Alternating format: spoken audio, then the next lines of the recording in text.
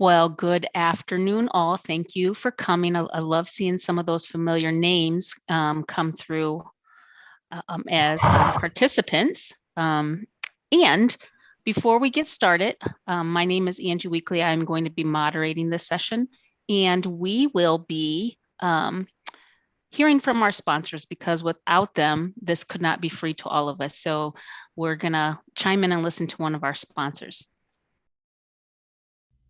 Hi friends, Angelica Veneta, co-chair of Inclusive ICR. We are a coalition of over 220 employers in Eastern Iowa, all working together to grow the diversity and inclusion of our workforce, to create a space where employees feel a sense of belonging, included, and valued. Inclusive ICR is a proud sponsor of the Diversity, Equity, and Inclusion track of the Iowa Ideas Conference. As you participate today, be sure to connect with other Inclusive ICR champions, as we'd love to share information with you about our upcoming coalition meetings, projects, and how our work is impacting positive social change in our region. Be sure to check out our website at inclusivicr.org for upcoming events and our e-newsletter. Thank you and have a great conference. All right, that's awesome. And if anyone is interested in learning more about Inclusive ICR, I'm happy to share that information with you as well. And we always want additional people to join. So that would be great. Again, my name is Angela Weekly. I work at Veridian Credit Union. My pronouns are she and her, and I have the honor of moderating the session on small business.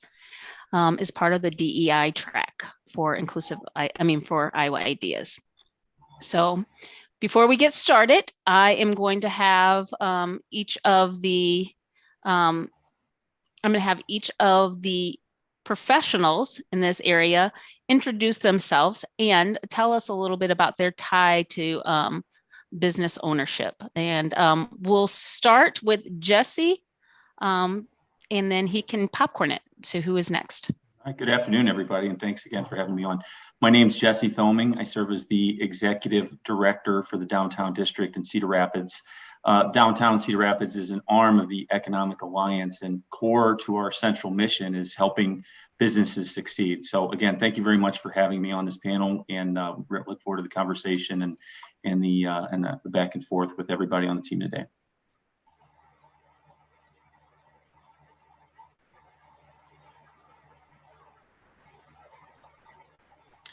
And then Mo. Hi, so I'm Mo. I'm owner and manager, I guess, of the Keto Kitchen. I've been in business for technically 10 years, and I've run multiple small businesses, and this has become my new baby and motivation. And it's been pretty fun kind of doing it in CR. I got it. Rashonda. All right, my name is Rashonda Young, and I've been a small business owner for 22 years now. Started off with real estate and have since then started and sold a popcorn franchise, ran my dad's small businesses for 9 years, and in the process of starting a bank and expanding the real estate portfolio. Diana. Good afternoon, everyone. My name is Diana Wright, and I work here at the Greater Des Moines Partnership. And my role officially is a startup community builder, which really I'm kind of like a startup guide. So helping a lot of times early and new business owners as they're navigating getting started, and also have a focus on trying to help businesses grow and scale. And so our region is about 11 counties in central Iowa that we cover. But I'm really open, working all across Iowa, and it's been really fun to see all types of businesses be successful. So awesome. And then Scott is going to be joining us soon. He just joined from a different link. So Scott, if you want to go out and go into the other link, we will be happy to hear from you. We really want to get your knowledge as well. So if you can unjoin there and join with the link in the meeting planner, that would be great. So as we're getting started and we're waiting for Scott, why don't you tell us, what do you see as the greatest barrier to a successful small business?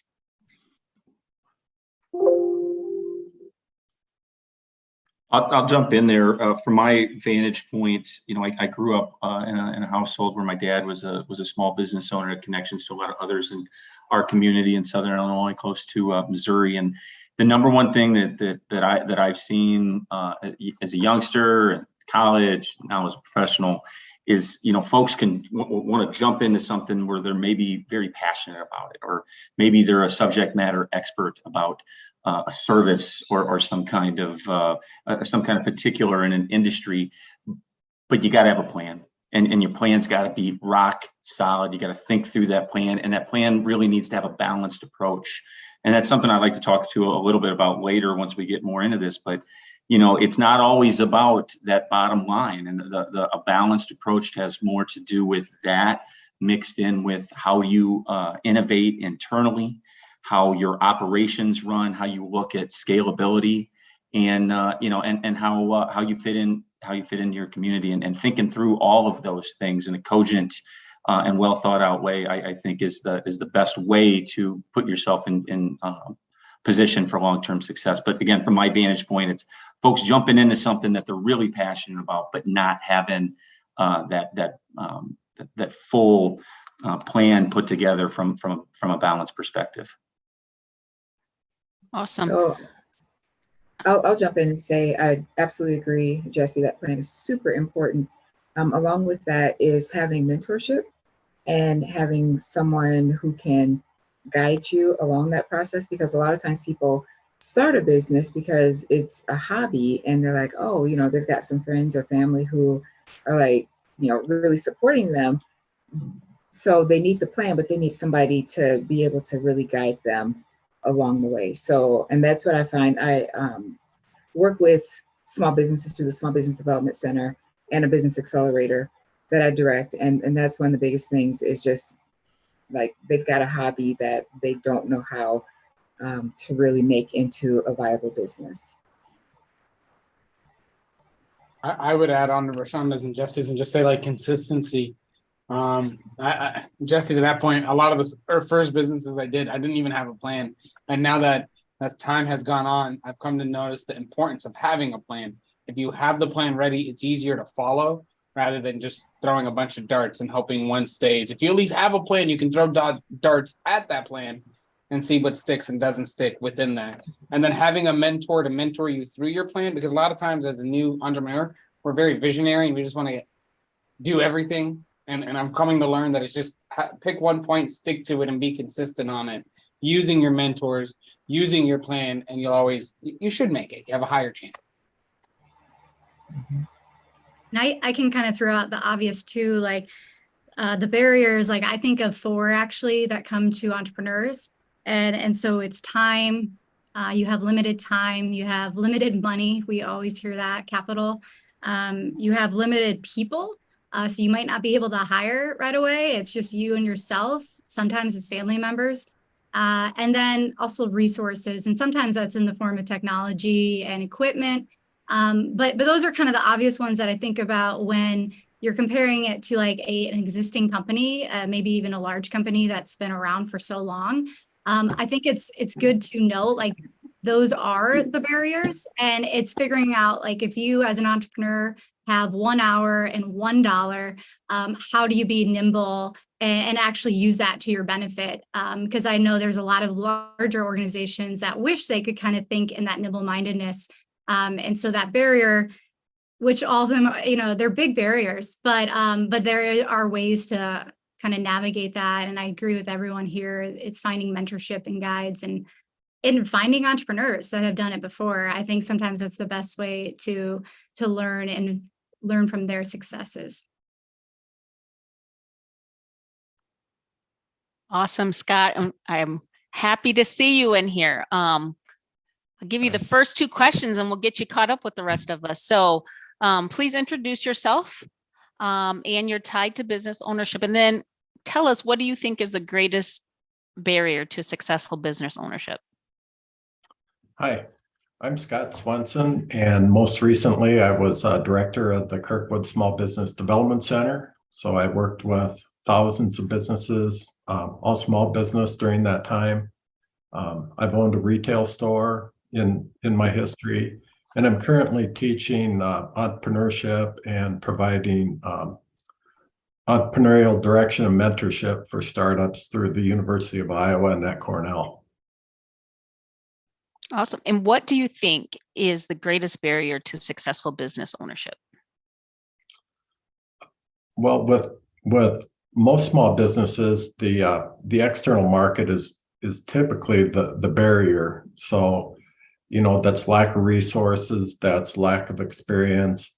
But the beauty of a small business owner is, because of their entrepreneurial moxie and their mindset, they're able to kind of work their way through, the challenges of being disadvantaged when it comes to joining a competitive market. Thank you. And then to go back to Jesse's part where he started, what are some things that new businesses can do to overcome those barriers, or existing businesses that are just wanting to go to that next step? What can they do to overcome those barriers? We'll keep this going in order, I guess. From my vantage point, we're seeing a shift in American business from just valuing the shareholder number one, and always just making sure that the shareholders are happy, and that's shifting to stakeholders. And there's a movement within something called B corporations. Their businesses are much more mission driven and balance of purpose versus a profit. And I think that is definitely going to continue. That's the trend. Where again, if you have that balanced approach, you're not just looking at the bottom line. You're valuing just as much as how well you fit in, and how what value you provide to your community, your employees families. The corollary will be that you get the kind of talent that you're looking for to, like you said, to grow, to take that next leap, to get to the place that you really want to be in 5 years, in 10 years.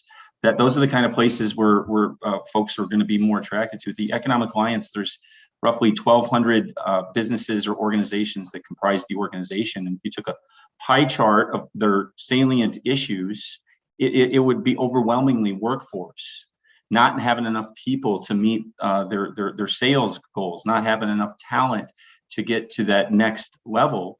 And I think that if companies have a balanced approach to their business, to their operation, to what they value as success, or what they deem to be success, that again, the byproduct is going to be the kind of folks that they want on the seats on their bus.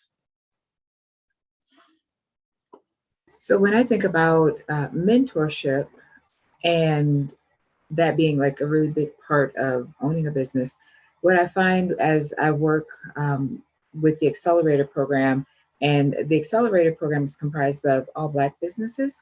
And what I'm finding is that oftentimes they're not connected to the broader community. And in order to get the right mentor, sometimes you have to be able to have relationships with business owners who are outside of your sphere or your community. And so one of the things that we've been doing is trying to make sure that we foster those connections and relationships with people, so that they have access to that broader community that can give them the support that they really need. Because when you think about it, and you think about, diversity within Iowa, for one, is that you're not going to find, for myself, when I was franchising, I didn't know any other Black entrepreneur who franchised around here.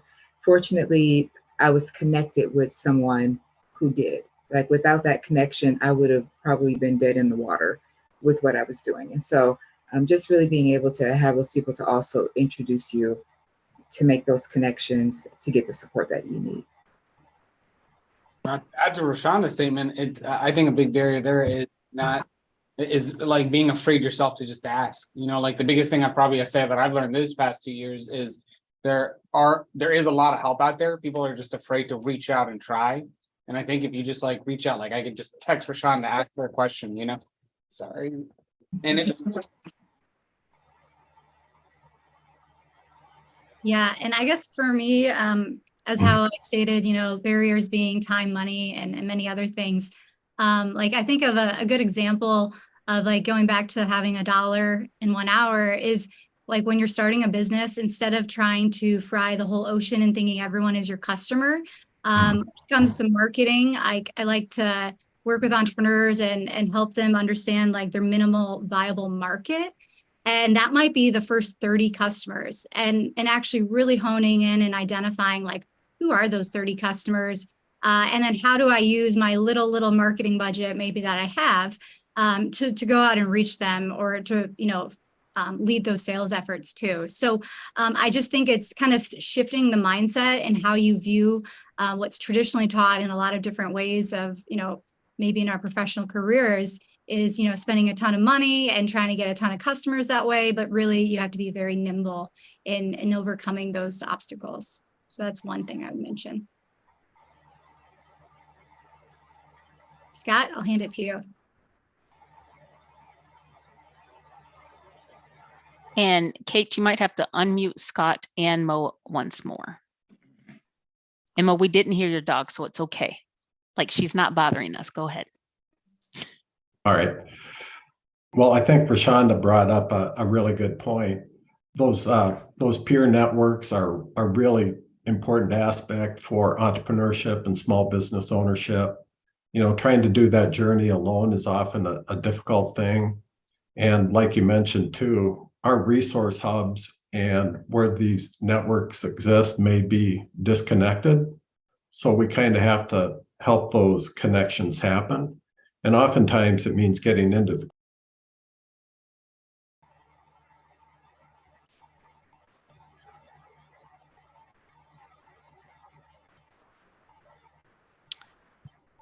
Kate, if you can unmute Scott again. I think he accidentally bumped the button.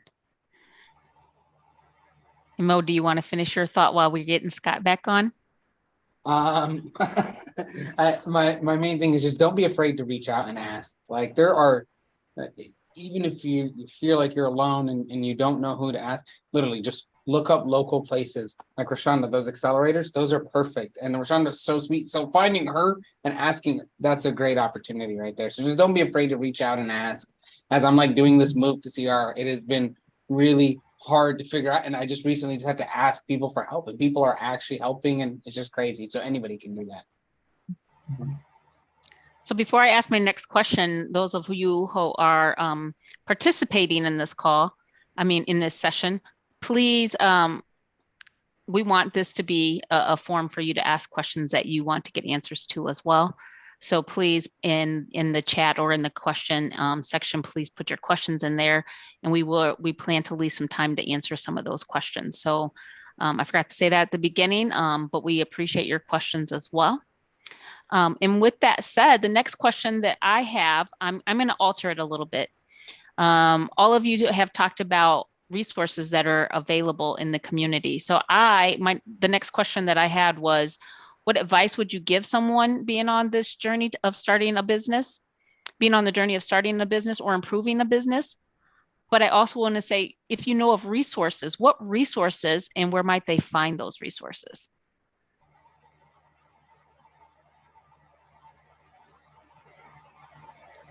Rashonda, maybe we'll start with you because I know that you are a resource for a couple of organizations. Yeah. So for resources, just remembering the small business development centers, super helpful. And then there are accelerators. I know, like we've got an accelerator here in Waterloo, Cedar Falls, but there are accelerators in other communities around the state as well. So those are great resources to be able to reach out to. One of the things that I would tell small business owners is, once you have that plan together and you're on that journey, those first couple of years are just going to be hard, and you have to definitely persevere. It is not going to be like this walk in the park. Like I have my sign hung and now everybody's going to come. It's like, it's not that easy. It's going to be a lot of work. And so with that, also making sure that you have enough capital set aside to sustain yourself. And so sometimes that means working another job while you're building your business. Like while I was building my popcorn business, I was still ran my dad's companies to make sure that I had enough money to pay my bills and eat while I was growing that business to a point where it could actually take care of me. So you're going to have to work really hard and really persevere. But if you can get past those first few years, you're probably in pretty good shape. I'm gonna say, Go ahead. all I was gonna say is, don't be afraid to ask family and friends near you, because you never know who they know. And usually if you just put the idea out there, somebody around you might know somebody. And you want to know the thing, they might not, but at the end of the day, as long as like you tried and asked, somebody will come to you. And I'm just a big believer, if you put it out there in the universe, it will come to you if you just keep trying to go for it.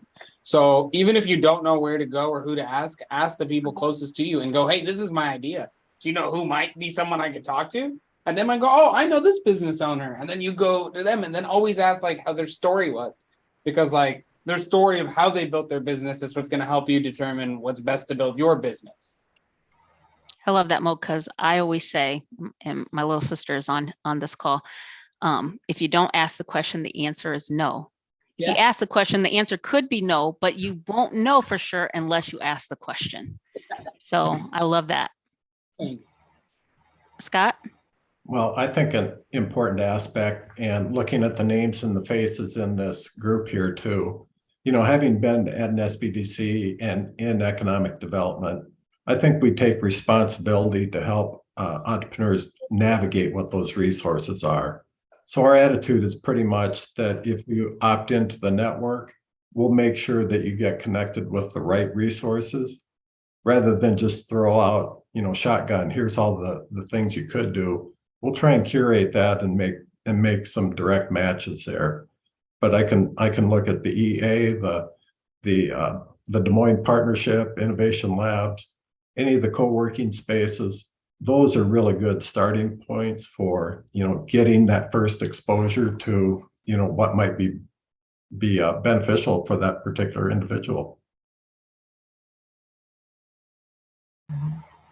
Yeah, I can jump in. And, you know, I think historically entrepreneurs, they always bet on themselves. And I think that's probably the most amazing part in working with a lot of entrepreneurs, and it's that passion. And so like my simple advice would be just to keep betting on yourselves. Like if you're on the call and you think that you have an idea, or maybe you're in the middle of growing a business, is that, to Rashonda's point, you know, it's a long game view, and you have to continuously find ways that you can support yourself in that confidence too. And I agree with Scott. There are so many amazing resources actually in the state. I was just doing a bunch of data collecting for a different project, and I saw that from the Kauffman Foundation, Iowa has one of the highest ranking percentages for early survival rate of businesses. So like as a state, I think it was around 83% of businesses after their first year are still active. And so that's highest among the Midwest peer states. And then it's above average for the nation. And so I don't know what that is to attest. Like, is that because it's a good business environment? Is that because our entrepreneurs are just more determined? But I do think though, there's so many resources, and even if you do find like in your personal network and family and friends, like sometimes they can be negative towards entrepreneurs too. They might say, you know, that's great, this is your 10th idea, and really question you about it again. And so just keep pushing past that, because there's definitely a whole network of people that want to see you be successful, or at least help you to that next step.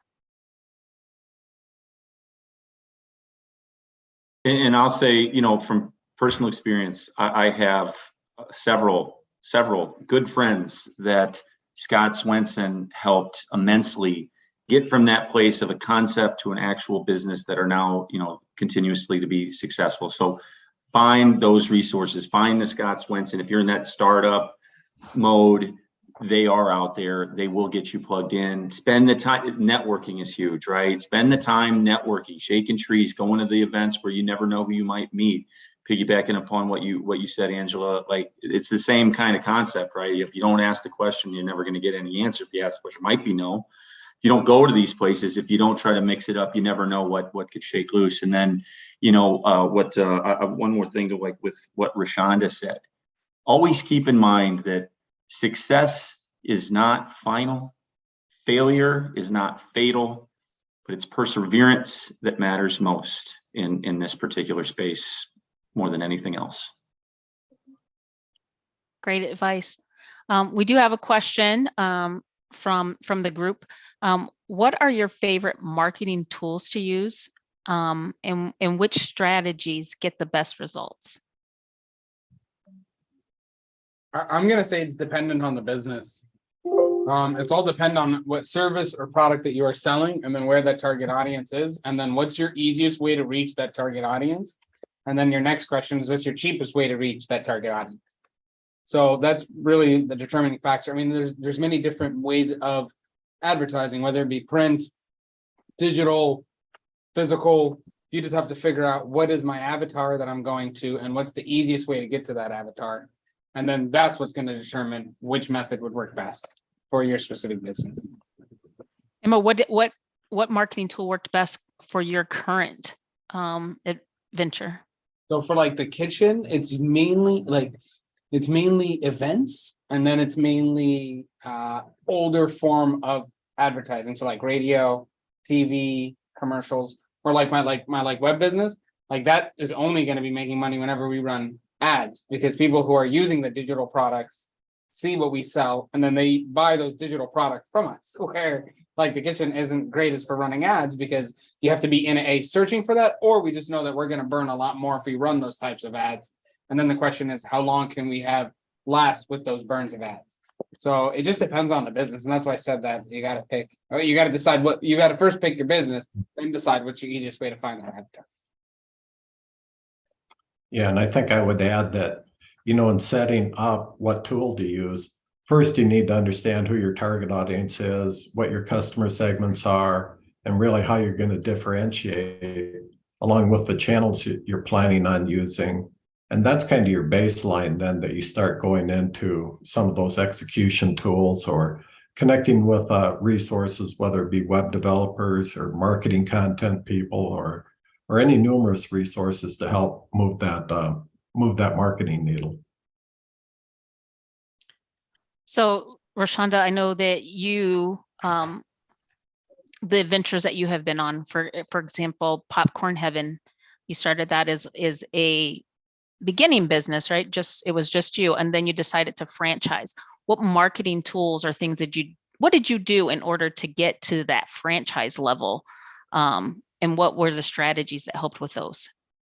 So it was intentional and unintentional.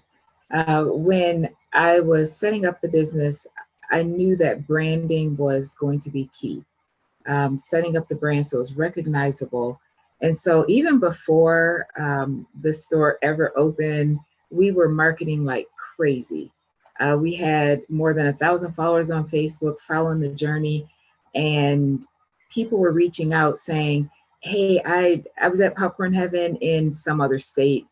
And, I'm just kind of laughing like, oh, no, you're not. But our branding and marketing is working because they were wanting to actually open a Popcorn Heaven store. So it was really social media that got the word out about what we were doing. And then just really targeting our audiences on social media so that they could, one, like our local audience would be ready to go once we actually open our doors, but then that bigger reach, we wanted to reach people, and we didn't want it to look like a mom and pop shop. We wanted it to look like it was a franchise. And so, it was within, like I said, before we ever opened, people were wanting to franchise this business, which was really kind of funny.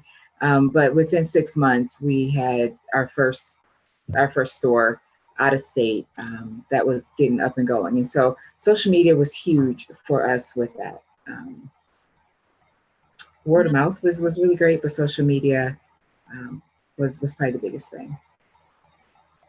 And I would just add in, if you have customers already, like your customers are your best ones to first market to, and continuously, because a customer is a customer is a customer is what they say. And so there's many, hopefully, ways in which they can be repeat customers and find, through your business, whether it's services or products, find ways to continuously market to them. But then going back to Mo, I love what you said there, where having a customer avatar or customer profile. And when you have a customer, it's best to really use who that real person is and dwindle down, the ways in which they like to be communicated to, where are they spending their time, and kind of going beyond the demographics of an audience. But I think the best way to do that is just through your customers. And if you don't have them yet, kind of putting together maybe a couple of who these customer profiles might be, and then dwindling down to what those market segments and channels might be. So I think that's, but people, a lot of times business owners, like my dad is a business owner. He owns a floral shop and retail decor store. And it's capturing your customer list too. And I think that's a huge asset to every single business, even if you ever someday want to sell your business, is actually having that customer list and their contact information. And sometimes you capture that through point of sale systems, through online, through an online newsletter. So I think that's something to also not forget.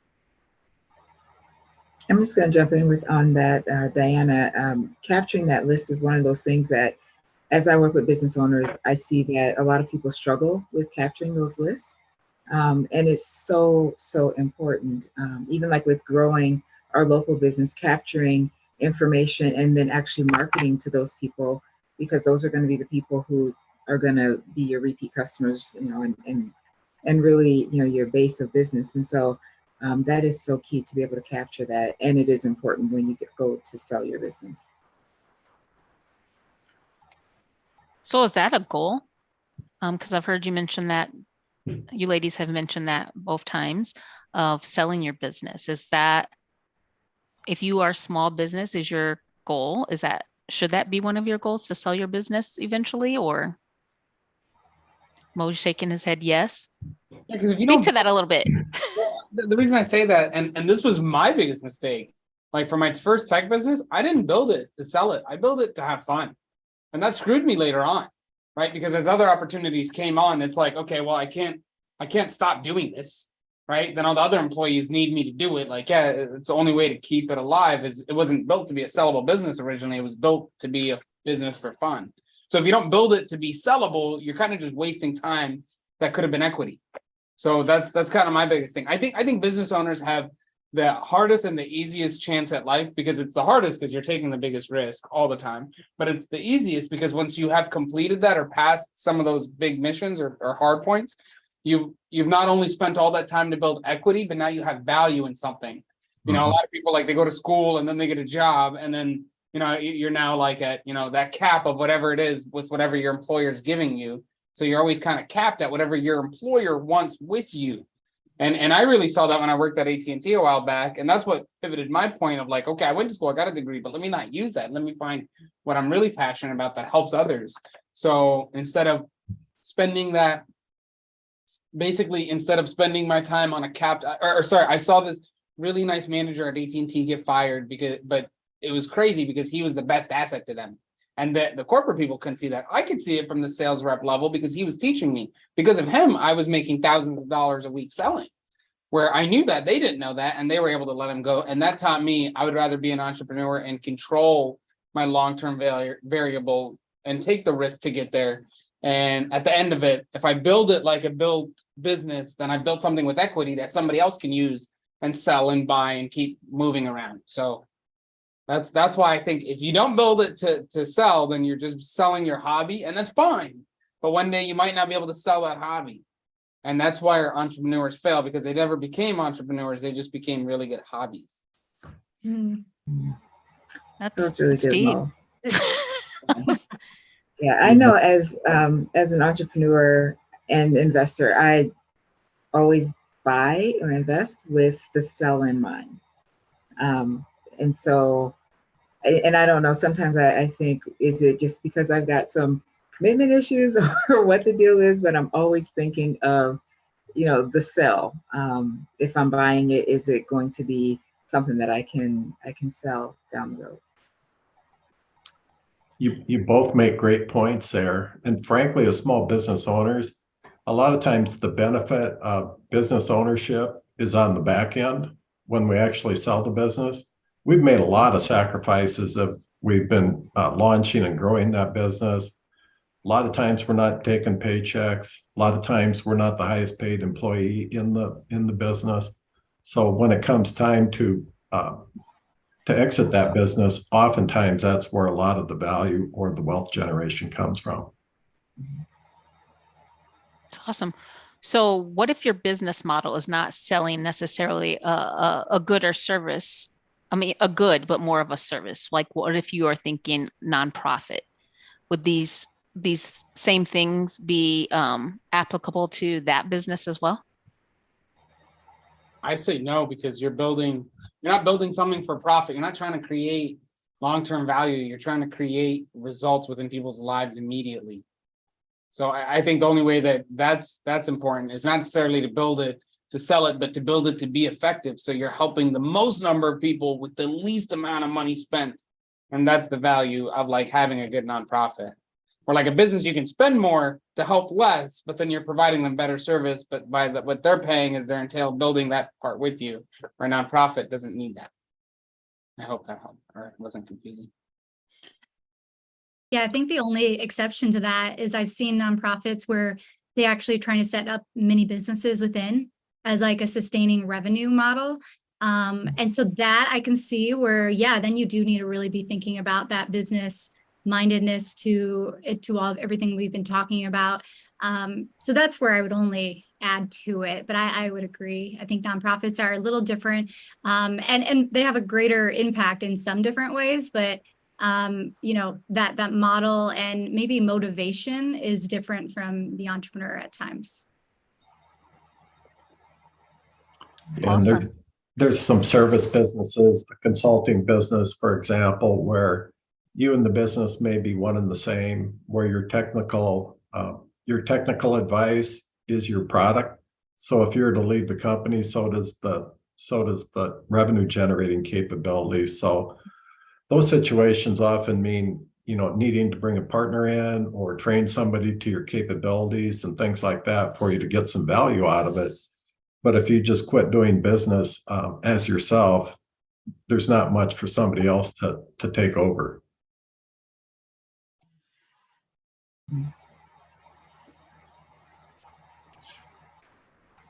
Awesome. So again, we're open to your questions. So you want to make sure that you're putting those in the chat. We have several minutes left. One of the questions that I do have for those who are participating in this workshop, how can we support minoritized groups that are also business owners? So for myself, I try to be really intentional with where I spend my dollars. And so I search out. I mean, I could easily do my shopping at Walmart or Target or wherever else, but I've made a conscious decision that if I'm like Christmas shopping, birthday gift shopping, even sometimes grocery shopping, I'm going to figure out if there is a small or minoritized business that I can support with my dollars. And then especially when I have a good experience, like the Asian grocery stores locally, I love going to them. And I tell all my friends about the stores and the wonderful potatoes that I can get there that I can't get at Walmart and all the things. And so supporting them with our dollars is the biggest thing that for me that I can do. And then telling others about them and, talking up their businesses so others will support them as well. Yeah, that's well put. And then a lot of what we've talked about collectively earlier, like get plugged in, do your best to shine as bright a light as possible, get involved with the community and just awareness. So many times I've seen personally, not necessarily here in Iowa as much as from, where I grew up in Southern Illinois and St. Louis, but it was just simply an awareness thing. Like I heard a handful of times, so many people didn't realize that particular restaurant went out of business. Who was that? Or this service offering or this startup. that's, spending the money, that's the bottom, that's numero uno, but shining a light on minority owned businesses, where you can, and just not letting them fall through the cracks when they're trying to get off the ground in those crucial early months. Yeah, I mean, I would add, I think I see Jill on this call, and there's a lot of great new programs and financing tools coming up. And I know Rashonda could probably talk about this too, but they're really targeted toward minority enterprises and business owners. And so, I think it goes back to that, what was originally talked about, connecting people beyond their network. So that, if there's people on this call, which there are, that knows about some of these different financial tools, that they get connected to those networks. And so that's something that's really kind of been eye-opening, at least here in my position within the partnership, is that a lot of times, our audience was different than some of these other different communities here. And so it's finding that level of trust and making sure that we have like really strong handoffs as we think about the resource providers and making sure that they're aware of a lot of these great programs. I think today, or it was yesterday, IDA just shared a lot of money coming to the state and in support of small business and entrepreneurship. And I think 15 million or so of that is to go towards the collateral piece that's always needed for small business owners that might not have the right credit or that collateral, and it's specifically targeted toward minority business owners. So I think it's just kind of being aware and making sure that we all, even like entrepreneurs and the people that help them, we need to be the most aware of the resources so that it best serves someone once we get connected to them. All right, we have a couple of more marketing questions that are in the chat. Did you, and I don't know who you is, so assume it's you, Scott, Diana, Mo, Rashonda, and Jesse. Did you have to adjust your expectations for pricing on advertising to stay present, competitive, or dominate in the market? Can you repeat it one more time? Absolutely. Did you have to adjust your expectations for pricing on advertising to stay present, competitive, or dominant in the market? What I did was I basically checked my numbers more, like a lot more, because I'm not going to be able to control the pricing of advertising. They are what they're going to tell me it is. You know what I mean? Like I can haggle the best I can, but it's not going to change overnight. So I am at their mercy. But if my numbers are really, really organized and I know what lead came from where and why and the length and the CO, the customer retention, all that information, all those stats will then tell me which one is still worth the spend. That's really the only way, because you can't control the market's prices. And I personally hate raising prices. Like I sell really healthy food, so it's really hard to like raise my prices because then now I'm doubling their stress factor, and like they're already making an effort to eat healthy and now they're going to spend a lot more to be able to afford it. So the logic there is just to find the ones that you can, that will use the service. So don't necessarily adapt what you're doing to fit, I guess, the market. You just have to find the market that works. That's the only way to keep it going and do it right in the long run, I think. And I could be wrong. You guys know, but that's my guess. That's how I was able to do it. Yeah, so I kind of looked at marketing as a percentage of the revenues that I was bringing in. And so like for myself, I'm like, okay, 5% of revenues can go towards marketing. And then like Mo said, really figuring out where those customers are coming from and what marketing is most effective. Because if it's not effective, then it may need to get dropped and you're doing something that is more cost effective. But marketing, we know it can be really expensive.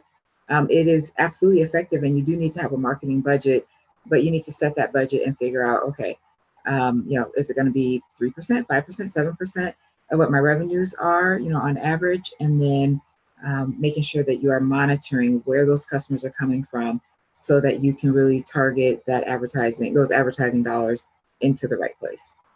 The bang for the buck is so important, especially today. I mean, we're so hyper connected in a way that we've never been before, but as a result of that, there's just so much out there. You need to understand where the folks are getting their information and looking at your particular product or service. You know, just as a generalization, maybe, you know, the baby boomers still use print and newspaper, that you used to go digital, you go TV, you go radio, and then you go another layer deep in this world with social, in the fact that not every, you know, again, these are all generalizations, but not everybody's using the same platforms. You know, folks my age typically use Facebook, and, you know, the 30-year-olds these days, they're using Snapchat, and the Generation Z is TikTok. And understanding that, especially if you understand your customer base, your ideal customer base, will go a long way in really garnering that bang for your buck when it comes to shining a light on your business through your marketing plan. So Scott, just to kind of stay with you, the other question that is in the chat is, did you reach out to your local newspaper? Because you just kind of spoke to that too, to learn about new business packages. Well, the newspaper is certainly going to be carrying stories related to business, and there may be some hub activity that would be part of that coverage. But I think you want to go to where some of these organizations and physical spaces are. So again, I would start with a Des Moines partnership, a New Boco, a Dubuque Innovation Labs, places like that are in the heartbeat of the community, and use that as a navigation means to figure out where those resources are. I would add though, if the question was around too, like the role media has, I would look at that as a free option. And why I say that is, like, I do know there's advertising, which might also be great too, but if you can control your story and know your story really well, the business origin story, and then the entrepreneur story, you can then send that to your local media publications and like the newspaper, you know, give them kind of the right pieces of what makes your business unique, or maybe your story is very unique, and pitch that to them. And that's a way to get free PR, which is the best, especially when you're launching or maybe doing something new and different with your business. Mm-hmm. So definitely take advantage. And if you ever need help, I think a lot of us on here can connect you to those players. And that's a great point, Diana. So the Gazette. The Gazette uses the WUVA app, the WUVA, however you say that. I apologize, but you guys know what it is, right? They use that app, and there's a way to connect to several people that are attending this from across the state. Each of these people that are on this call now, their contact information is part of that app. We didn't get to choose that. It just is in there no matter what. I think my name is in there 3 times. I am one person. You don't want to contact me for business. But if I can help you connect you to any of these people, I would be glad to do that. With that said, what are some final pieces of advice that each of you would have for those who are attending this session?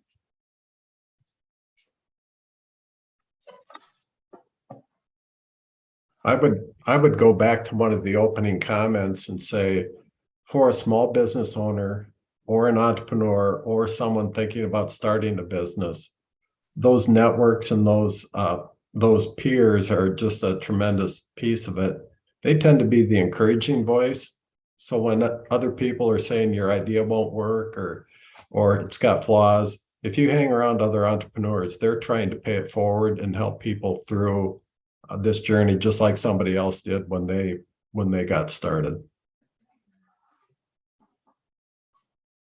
I think that's really important. And then just based on a lot of the conversations I've been having with the business owners that I'm working with, especially those who have gone into full-time business ownership, is to really know your numbers, know your personal numbers, and know your business numbers. And so like, know how much it's going to take you to live on for the next 12 months. And just in case your business does not generate the revenue you think it's going to generate, make sure you got a year's worth of your personal living expenses set aside so that you're not stressing about how you're going to keep your lights on and how you're going to feed yourself or pay your car payment. So make sure that you really know your numbers and have accounted for that. Otherwise, it could be difficult if things don't work out exactly like you think they're going to work. That's well said. When I was looking at a couple different things out of college, I remember my dad telling me, if you're going to be a small business owner, be ready to work half days. And it's either the first half of the day or the second half of the day. And that's when things are going really well. So like, you got to be ready to be all in, trying to take a vacation when you're the small business owner, when you're in a startup mode. It's extraordinarily difficult to break away from that. It's so much tied to everything that's going on in your life. So, be ready for those challenges in those early days. But at the end of the day, if you have that balance between your passion and a plan, the juice will be worth the squeeze.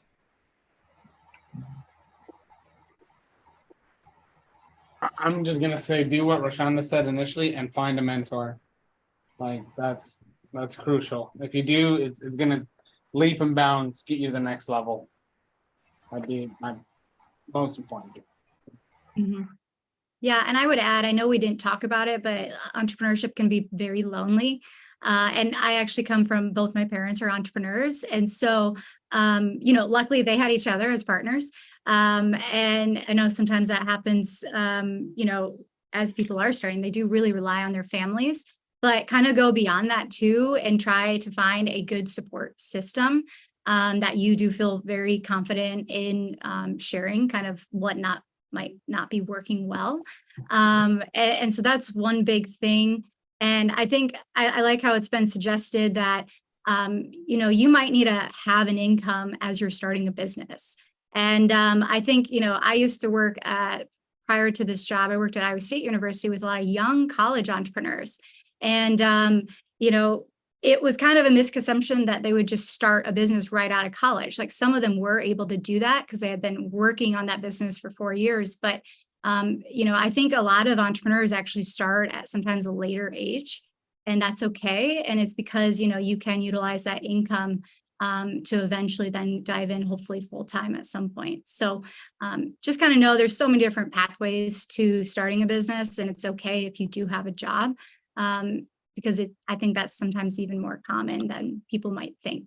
So back to the numbers. Scott, the wisest one on the call.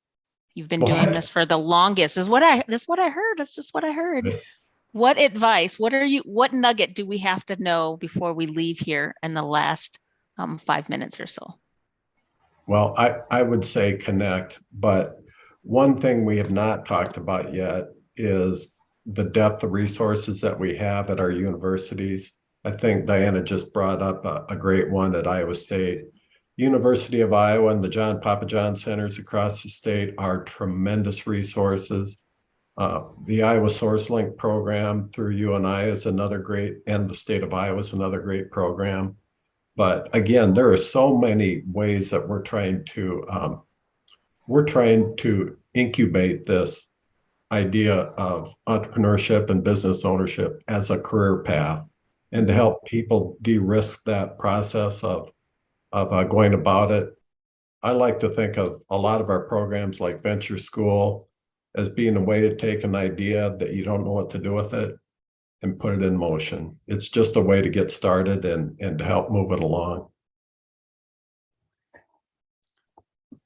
Awesome. With that said, there's some local, smaller nonprofit organizations that want to help people in starting businesses too. I know in Waterloo we have 24/7 Black, which Roshonda, I believe we've retained her services to help small businesses there that are focused on African Americans, Black members of Black Hawk County.